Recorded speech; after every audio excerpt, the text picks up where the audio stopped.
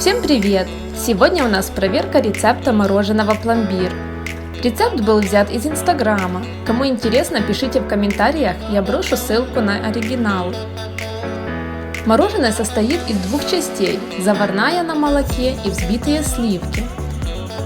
Для первой части перемешиваем желтки с сахаром, добавляем к ним теплое молоко и отправляем в сотейник.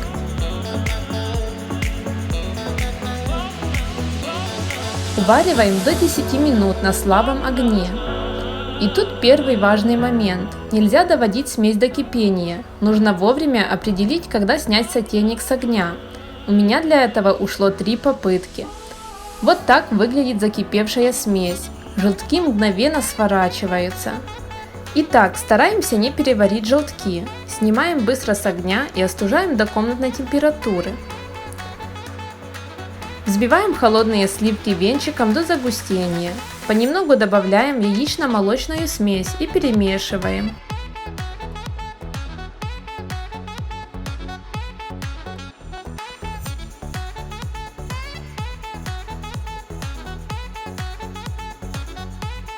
В оригинальном рецепте автор говорит, что этого достаточно и можно просто оставить мороженое на ночь в морозилке.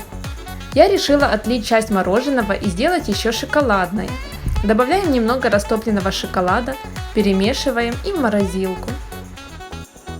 Давайте посмотрим на результат. Начнем с пломбира.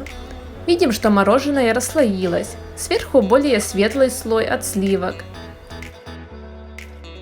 Он очень мягкий и воздушный. Внизу более желтый и с кусочками льда.